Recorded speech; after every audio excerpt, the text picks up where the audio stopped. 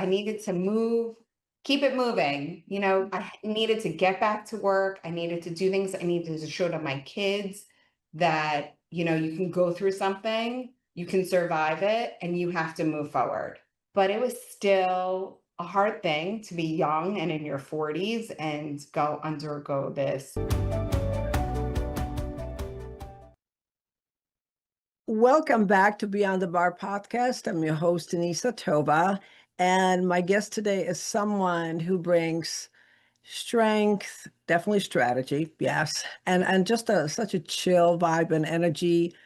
I know her just peripherally through professional circles, and I'm really getting excited about getting to know her outside of her title, so to speak. So Lauren Crane, she is one of the founding partners at Bender and Crane. She's a definitely seasoned family law litigator, and appointed mediator for the New York County Supreme Court. She is a sports enthusiast. Yes, she is. She's also a breast cancer survivor, and someone who I feel like she balances, you should say high stakes legal work with a deep passion for helping families. So, um, without a further ado, Lauren, welcome to the show. Nice to see you, Denisa. Pleasure to be here. Thanks for having me.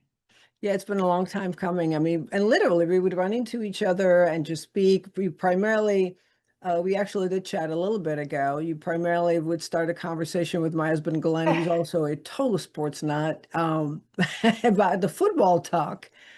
Yes. So tell me, you know what? It always fascinates me. I shared with you that I didn't grow up. I wasn't born and raised in this country. I was born and raised in Eastern Europe, where soccer was the central sport, not the American football, so to speak. So when I arrived, it was all new to me, and it was annoying because I was with someone who was trying to tell me, you know what, during a game, you just sort of don't talk, and the game went on and on and on for hours, and I'm like, oh gosh, this is lame.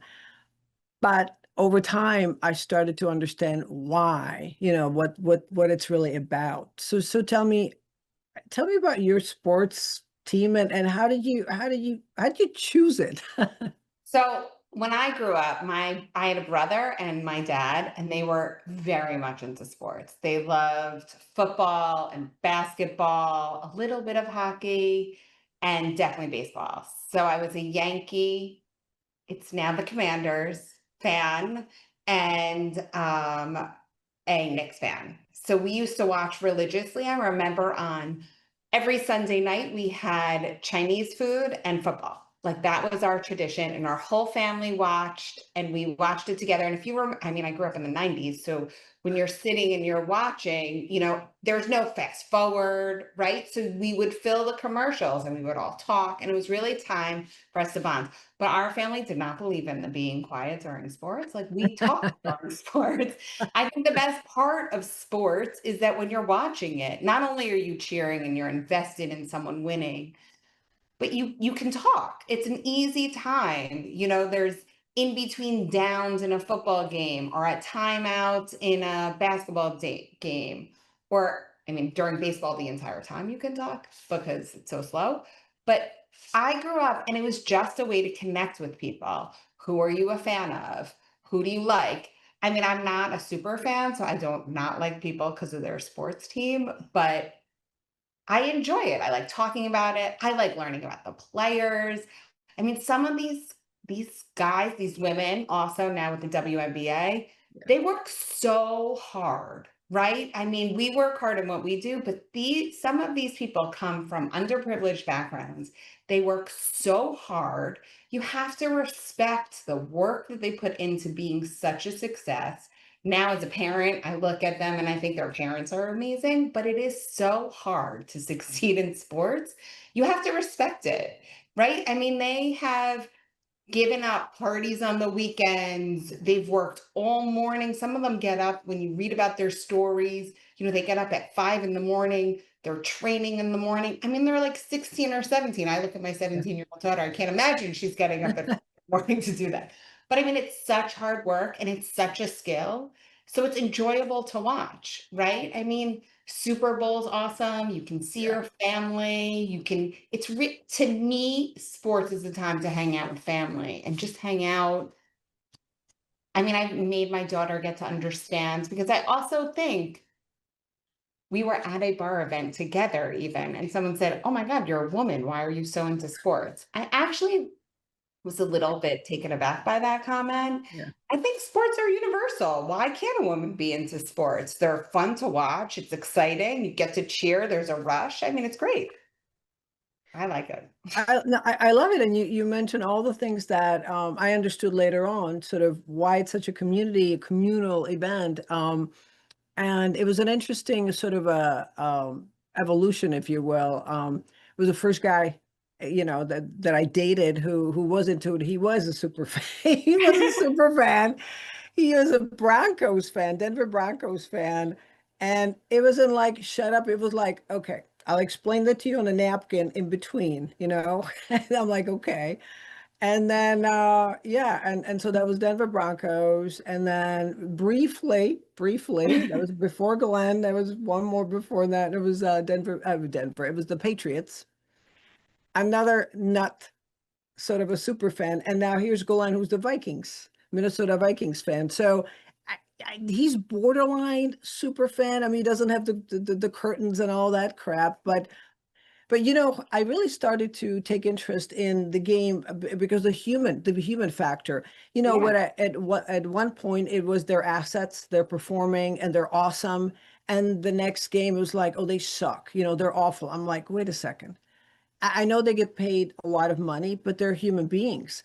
And think about it this way: like I'm watching, some of the rookies, right? And they get drafted, and some of them, they sound really great, but then when you're on in the dirt, and you may not have the greatest game just because you don't, and then you have to deal with the social media, the backlash. I mean, how prepared can you possibly be for that?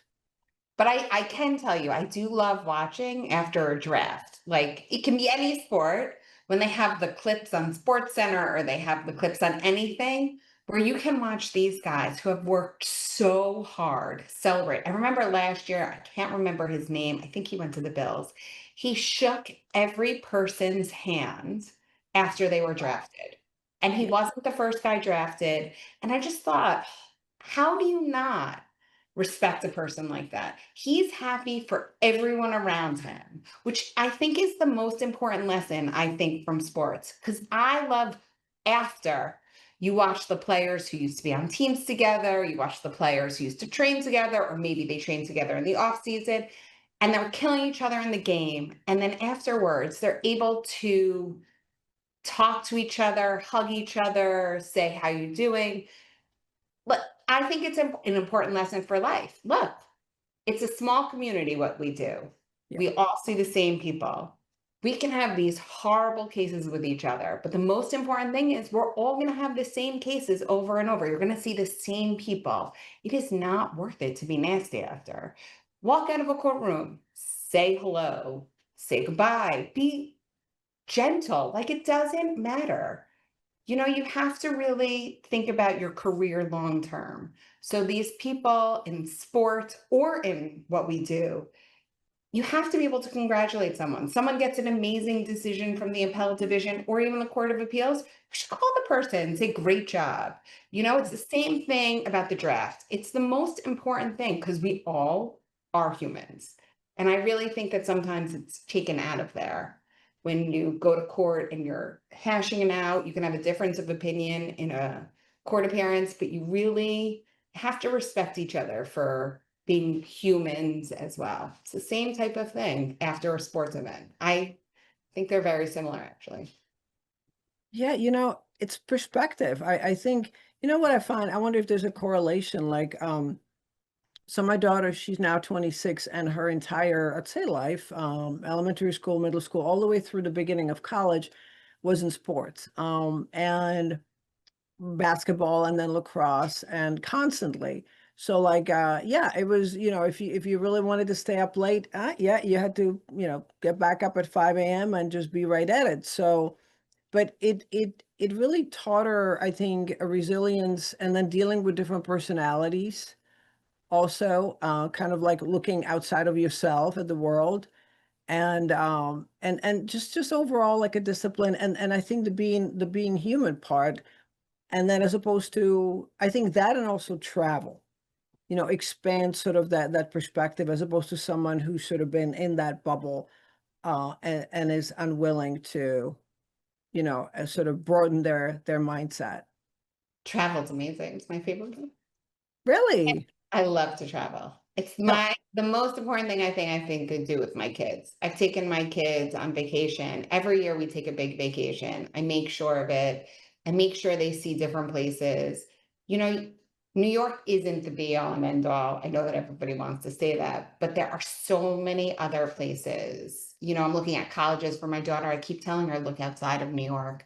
You have to live somewhere else. I went to college in Atlanta. I lived in Atlanta. I loved Atlanta.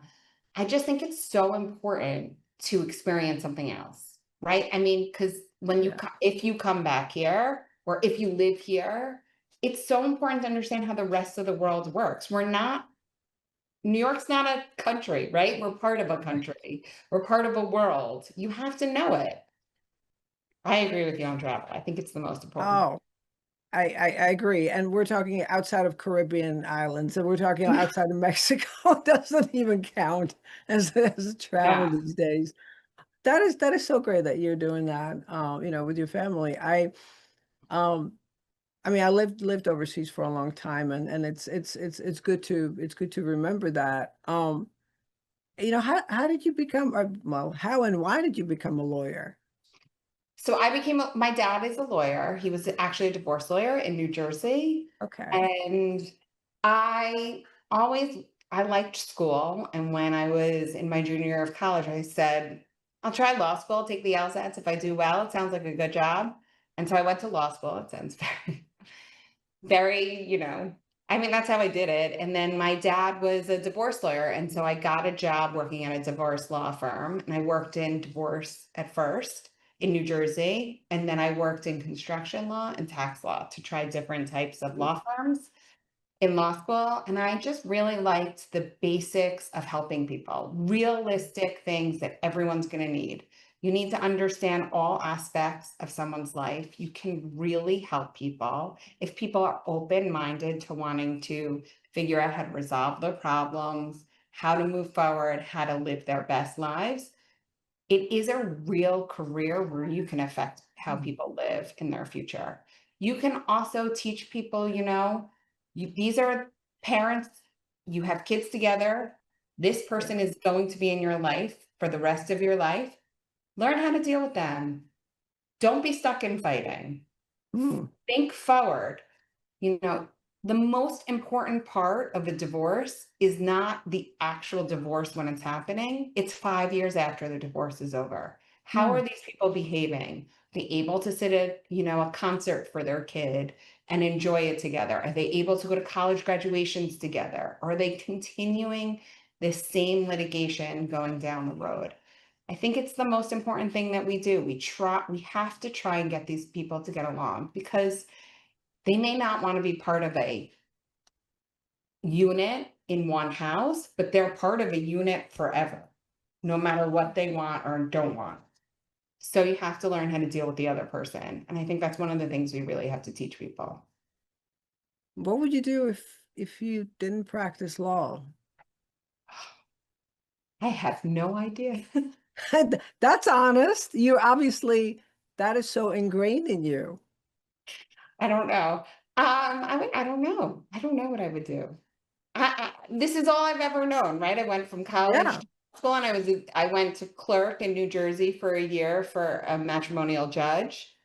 And then I've been a lawyer for, I guess 20 something years. So I never thought about it. I never Wow. had an exit ramp. Yeah, it's just runs through you, and it's like like for me there's just so many things that go into it's not just here's that service. It's the areas of just being entrepreneurial, creative. And I actually like to say that I have learned so much about myself and it's a constant journey. It's like you practice, it's a practice ground to run a business. And yeah, it's amazing. How what have you seen, or what have you noticed that had changed the most since COVID? And then really how, how we started practicing in terms of, we got the virtual versus in person. Now we have technology advances in AI that are just changing by the second. So, Where would you notice the biggest change for you? so I would say, when I started, we used faxes, right? So everyone read their letters, they sent their letters to their clients. It took a while to get a letter done, right? It's not Yeah. like email where everyone can just type behind a machine. Yeah. And I have to say, the biggest change for me is the behind the scenes typing emails, sending them off without thinking about what's going to happen as a result. I find that people don't think before they send a lot of times and create issues where there didn't have to be an issue. People don't get Mm. on the phone as easily. We used to get on the phone all the time. We used to have conference calls with the court, interim issues. There used to be a more camaraderie. Now I feel like everyone's behind a computer, typing whatever they want to type, not thinking it through, not strategizing with their client. What do these words mean? How could they affect it? Will this increase your counsel fees as a result? Will this affect you long term?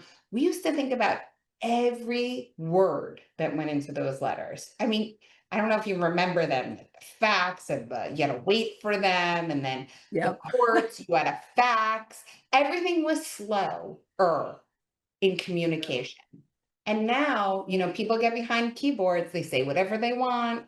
Your clients could say whatever they want to you. You could say whatever you want to another attorney. People write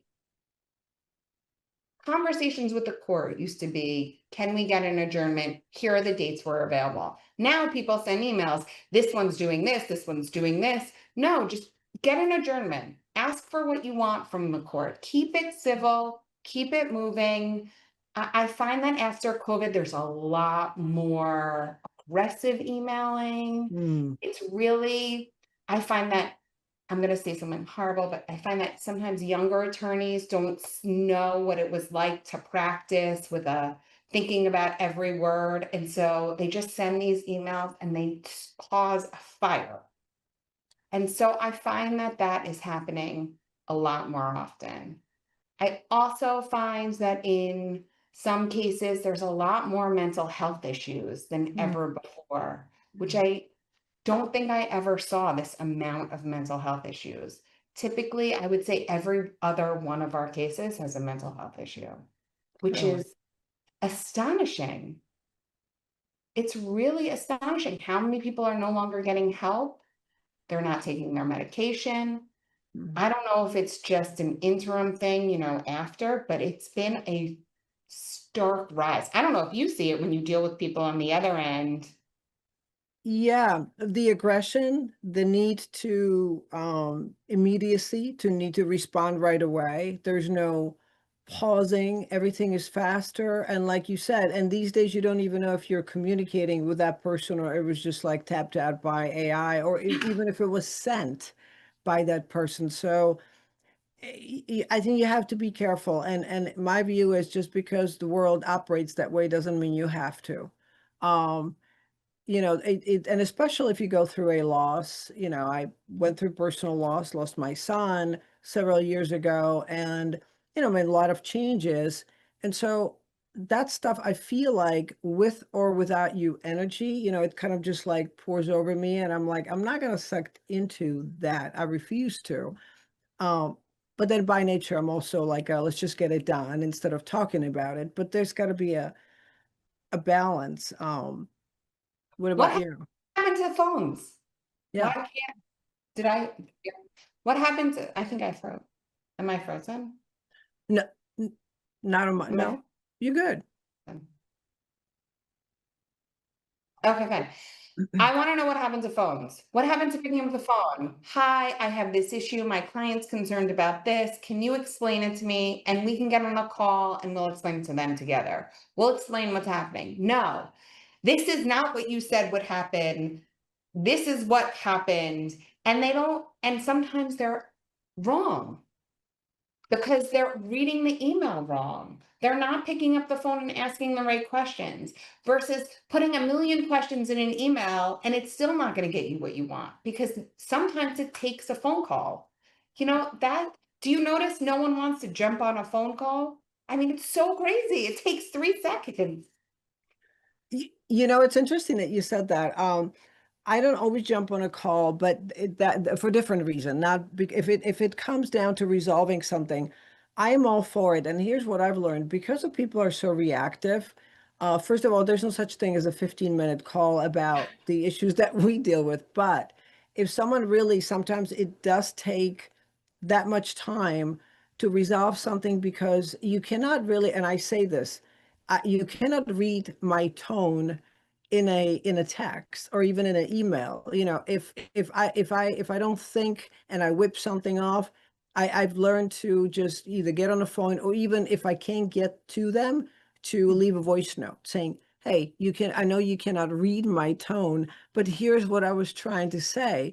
But you're right, it's impossible. It's impossible to get someone say, hey, can we just talk about it? Let's just, let's hear each other now.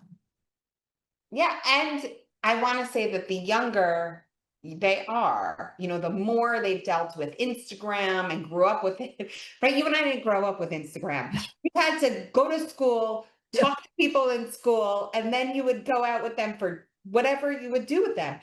Nowadays, these kids interact by text, Yep. by email, so it gets worse as the Yeah. attorneys get younger. I hate to say it. They're less inclined to pick up the phone. So instead, you wind up in this war that could have taken 3 seconds to resolve. So it's funny, I recently had a younger attorney pick up the phone and call me, and I was so excited. I said, I will love you forever. Thank you for picking up the phone. This was so easy. Done, resolved in 2 seconds. I mean, that to me was so amazing. And the fact that that is amazing to me is the sad part, right? Yeah, that we're even having a conversation about something that should be so obvious, right? And so easy. Yeah. This is interesting. And Glenn will be like, oh, really? You really need to say this? But but no, this is not like a secret or anything. But and I see that in the younger generation is the need to know the outcome ahead of time. Is somebody going to be mad at me? Am I going to disappoint someone? It's almost like we have the younger generation that maybe they're the half cooked, they just graduated, they were sort of isolated during COVID.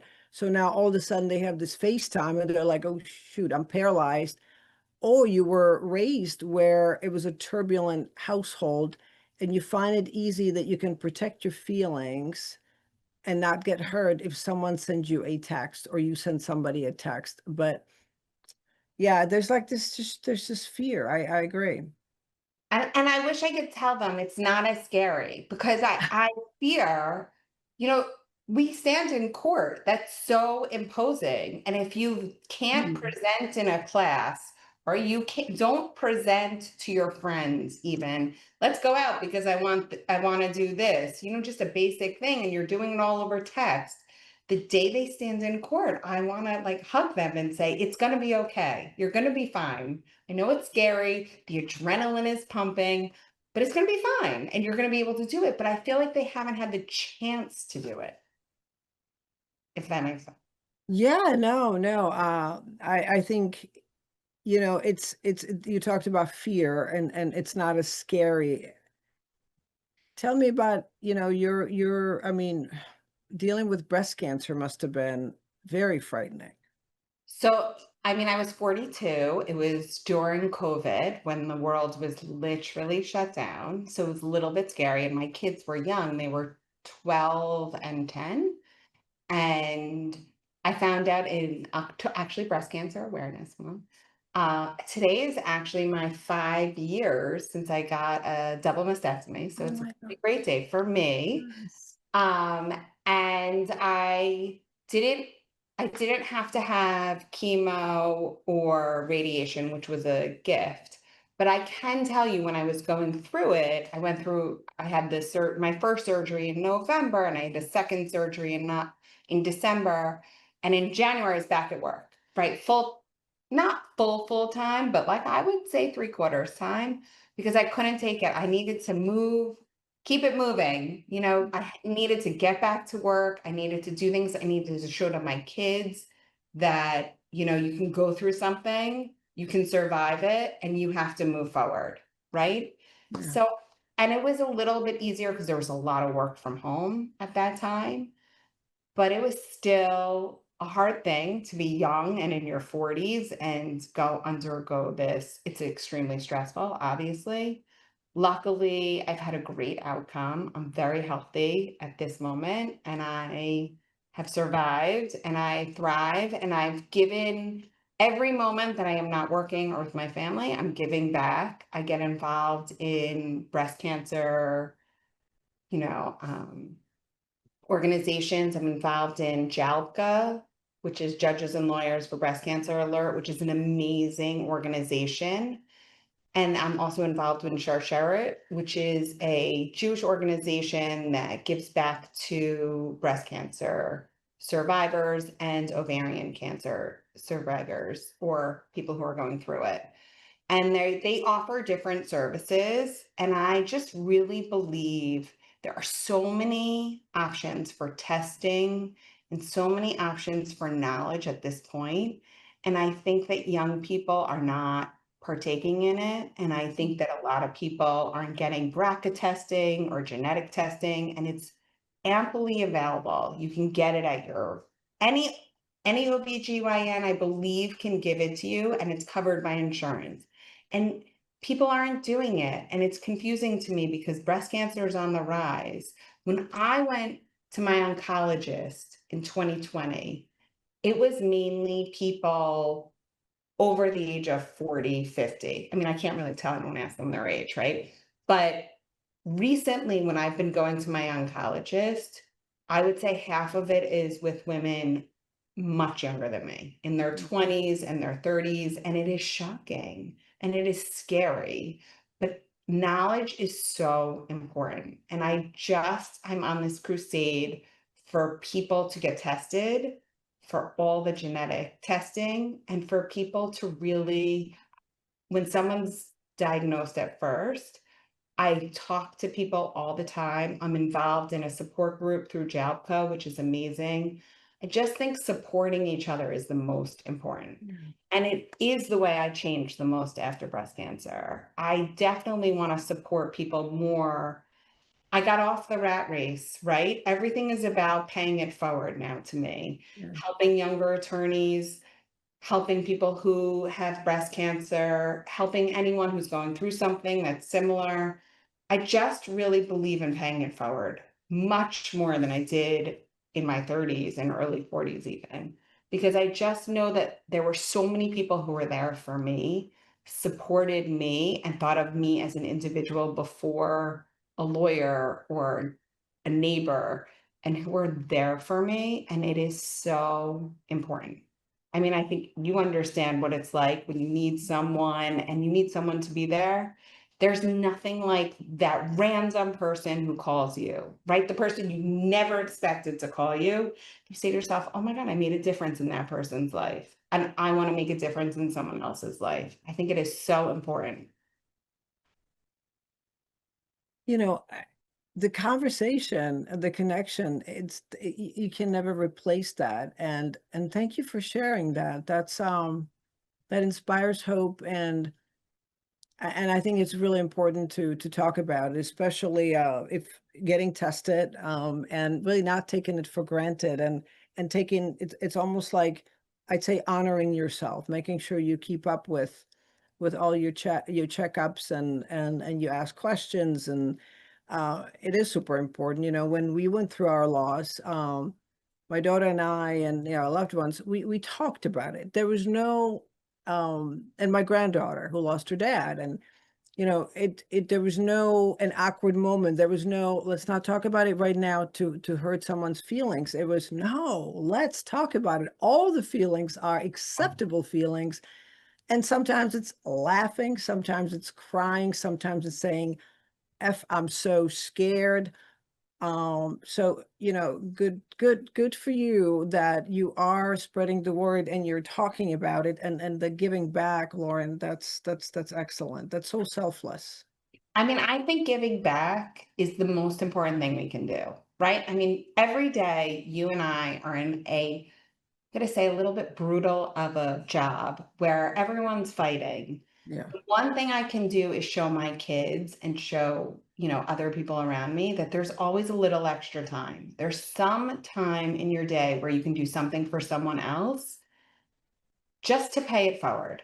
Really. I mean, I can't imagine what you've been through. And I just think that you probably talking to someone who's been through something similar and giving back to them is such a gift to them. It's a horrible situation that you have been through. And I just feel like people take it for granted. They move. The other thing that is shocking is some people stick, they'll ask you how you're doing, Yeah. how you're medically, or how you're doing, how you're getting on with your life. And then there are some people who just act as if it never happened. And, Yeah. it is, or never say, I hope you're doing okay. And it is, in your minds, it does shape how you see those people. However, they may never have been through anything traumatic in their life, or maybe they have been through something traumatic and they don't know how to deal with it. And I just feel like everybody has their own reaction. And Yes. and I just want to be the person that someone turns around and says, Lauren was there for me and it made such a difference. Like that is really important to me. I love I love you sharing that. We've been this is I mean, I've had dozens and dozens of these conversations that are just fill up my heart and my soul. And there've been few tough conversations about fears and losses and overcoming, really traumatic events and illnesses and diagnoses. And it's even, when it's there and that person wants, I used to say to give it some air and, give it some space. I mean, when I was in my teens, I'm such an open book. I struggled with an eating disorder, and I've learned earlier on, that was a long time ago, that the more, it erodes you from the inside. The more you talk about it, you give it space and air the way it deserves, and you allow others to also feel like they're not alone. So it's truly wonderful that you're doing that. I think that feeling alone is the scariest. And so when I say to people, get tested, because if you do find out that you do have cancer or anything, even if you have 100 people around you, there is no worse alone feeling. I mean, there are, but for me in my life, that was the most alone. And my husband was sitting next to me and he was amazing. I happen to have a super supportive, wonderful husband. And I can tell you this, I never felt so alone because I realized, well, one, I had to go through all my medical procedures alone, Oh, legitimately alone because it was COVID. gosh. However, just knowing that you are going to be the one going through this, you feel so young. I felt young. I was 42. That felt really young. And I just felt like the world is not going to end. I'm going to do this. I'm going to get over this and I'm going to conquer this. And if you have that mentality, you will Yeah.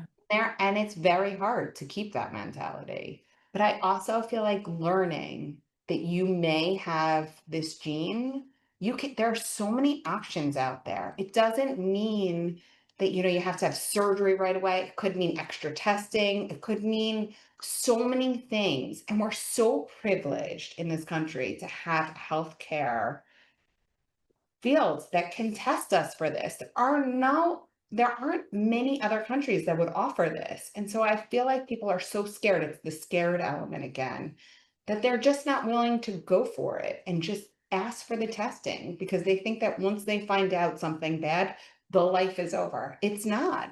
It's really not. It can be better. I feel like my life is better now than it was beforehand. Really? Wow.